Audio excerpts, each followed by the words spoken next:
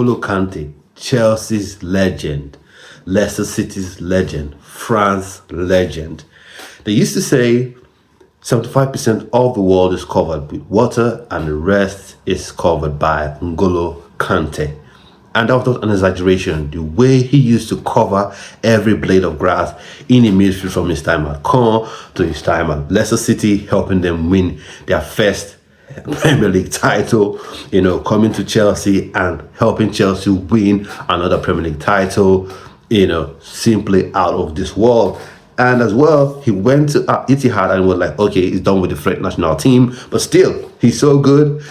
Deschamps says, no, I want you still to be a key part of this French national side. Top player. You never really see him stretch out to make a tackle, but he's always there, winning the ball, has timing, had lungs, to run for days. You would see him, right? Super excellent player. The question I'm asking is, have we just unearthed Nigeria's own version of N'Golo Kanté in Uba Charles? Now, some people watch this video and say, wow, what do you mean? Here you go again. You're exaggerating. You're getting crazy with it. Of course, he's not on the level of N'Golo Kanté yet, but he does have the minerals to get to that point. And maybe even slightly better, I dare say. But at this point, Uba Charles is still pretty raw. I'll admit that. But when you look at the attributes he has, playing in midfield, his pace, his recovery pace, his aggression in the tackle, right? It tells you he has everything it takes to become a top class central midfielder, central defensive midfielder.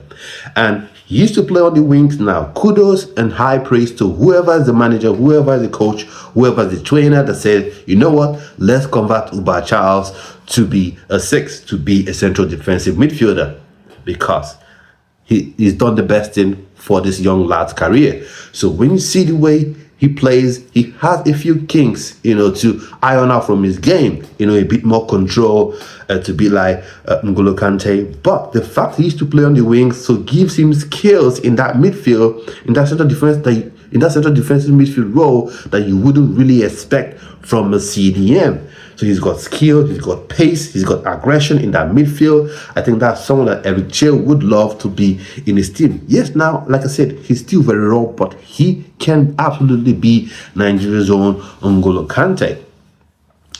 He has all the attributes. You may look at his height, he's not that tall, maybe 5'4", 5'5", 5'6" maybe at the most, not too pushing it. But N'Golo Kanté himself wasn't really a giant physically, but he could get the job done. And that's the beautiful thing about football. You don't have to be a giant. You don't have to be 6'4", 7'5", or whatever to play the game. That's why it is the people's sport. Unlike sports like the NFL or what they call American football, if you're not 6'1", 6'2", weighing 250 pounds, you can't really cut it. In basketball, if you're not 6'6" at the least, or 6'7", 6'8" at the very least, you can't really play the game. That's why what Steph Curry is doing at 6'3", which in other sports would be really tall, is amazing, is crazy, in the NBA. So, need to see this guy in the Nigerian Super Eagles. Need to see him. Now, the playoff may be too early for the player. Yeah, the playoffs may be too early. Let him rest up a bit. Let him get more notoriety a bit, improve on himself a bit. But come the AFCON, man, at least he must make that provisional squad. He must make that provisional squad, right? If the likes of Al Hassan Yusuf can make it into the Nigerian Super Eagles team and be invited, man, then there's no reason why Uba Charles shouldn't be, in this team. I'm sure you must have seen from the clips that I've been playing at the moment this video started, right? You must have seen how he picks up position, his positional sense. That's another thing. He's beginning to develop high-level IQ, high-level in-game football IQ. It used to be this thing where, he was very aggressive, no doubt. He used to get into tackles and get into troubles for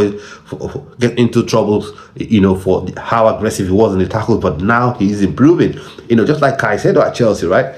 Caicedo used to be overly aggressive, and Even sometimes when he would win the ball, it would feel like, did he quite win the ball? I'm not quite sure. But he's beginning to improve. Look at Caicedo this season. He's beginning to win the ball with more regularity, scoring from midfield. And one thing that Uba Charles would bring to the Nigerian Super Eagles would be ball carrying ability. When you look at Wilfred Ndidi, does he have ball carrying ability in that midfield? I think not. When you look at Iwobi is good. He's decent, but does he have that airlight level ball carrying ability? Get the ball from midfield and run?